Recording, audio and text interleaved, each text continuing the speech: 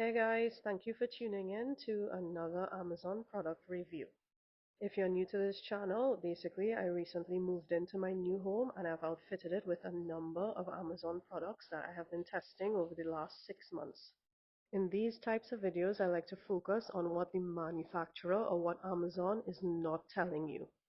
This way you genuinely get a holistic review on any product that I feature. In this case, we're going to feature two of the Gimili Touchless Faucets, and I have been using them, like I said, for about 6 months. And basically, this information I guarantee will help you make that final decision in terms of if you want to add these two faucets to your home or not. Off the bat, there are three main things that you need to know that has not been mentioned on the Amazon website or in the reviews that I'm going to reveal to you guys in this video. I'm going to start by giving you guys a visual of both products. The first of the two Gimli Touchless Faucets that I'm going to review for you guys is this one that I've installed on my kitchen island. It was recommended for a wet bar, but I thought it would be a great addition to the kitchen island sink, which serves as our secondary sink. Because of how minimal it is and because of its sleek design, it really does not take up a big footprint on the kitchen island surface itself, which I thought was a great feature. We'll get into what I wish I knew before installing it later on in the video. The second one is our heavy-duty Gimli touchless faucet that we installed on our main kitchen sink. This one presented features that are great for heavy-duty spaces, but is beautiful enough to look like decor and just blend into your kitchen without being an eyesore.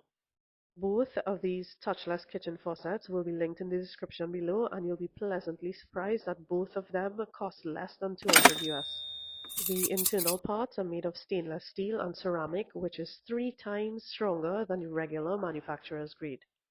In both cases, and this is where my personal experience can be useful to you guys, these two faucets have not choked, having our plumber discover that there is way more sediment in our water that actually caused problems with different faucets that we install as well as our toilets, and additional filters had to be put in place for those. We're now actually putting in extra filters for our kitchen faucets for this reason, but they have not choked while others did. When shopping around for kitchen faucets, them being touchless was not even on our checklist, to be honest. We were looking to have durability, obviously, as the primary feature of the faucets, as well as having the brass finish on them to match the rest of our decor, as we used brass hardware throughout the house. When we stumbled across the Gimli brand and realized that it was checking all the boxes for us, we were pleasantly surprised to see that there were touchless options in this brand also that was so affordable. And believe it or not, it's that touchless feature is why I would recommend this for any modern home that really presents so many simple conveniences that any modern home should have, to be honest. That touchless feature obviously makes it much more sanitary to operate in the kitchen, as you don't have to use it or activate it by touching the handle.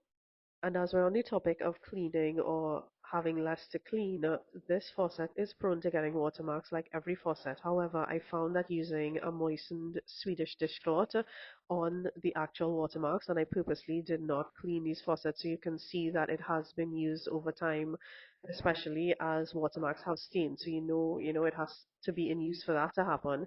All in all, to say that these Swedish dishcloths that I'll link in the description below as well really does get the job done in terms of maintaining them.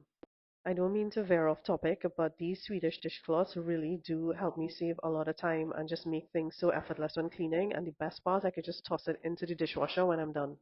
But anyway, let's get into the first of the hidden features that I want to reveal to you guys that was not stated on the Amazon website, which is that this faucet is battery operated. If you don't have built-in wiring into your kitchen, you can use it via battery.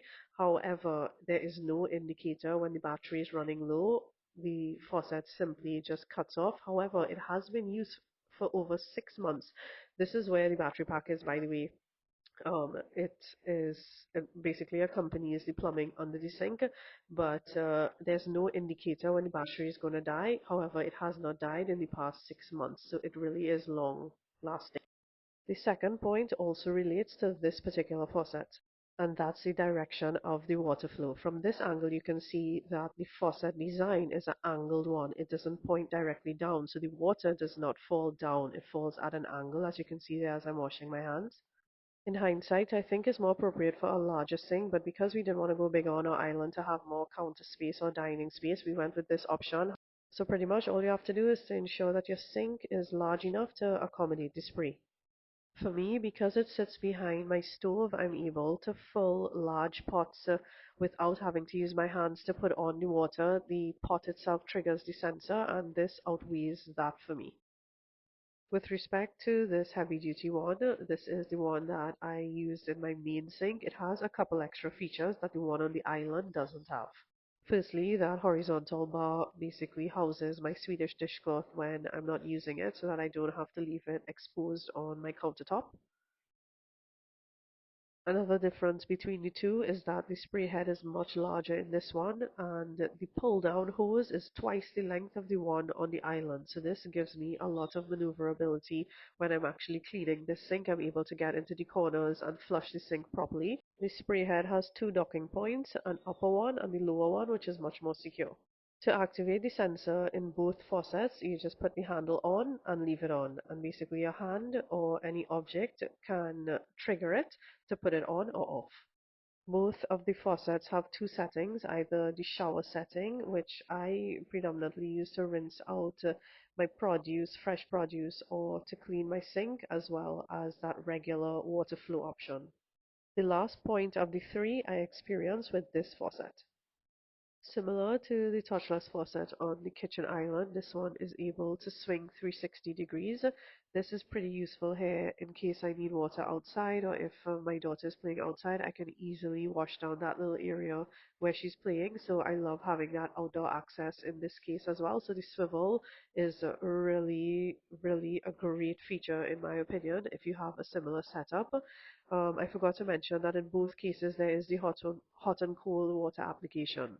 You simply just turn the lever to whichever water application you want. Now, in both cases, you can put it on the manual option where you use it without the touchless sensor. So, in the event that there's no electricity, you can put it on the manual setting.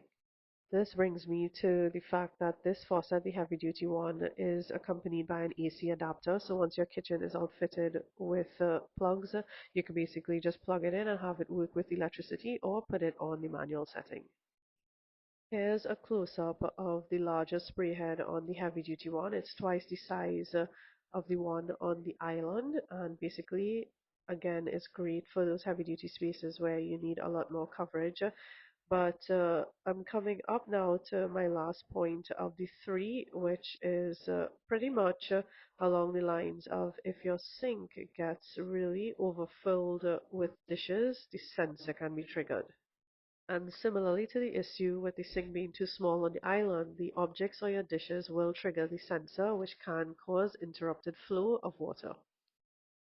All in all, though, the sensor is highly responsive, which you want it to be, and while you do have control over the objects affecting the sensor by putting it on the manual setting, or maybe just not letting your sink get overfilled with dishes.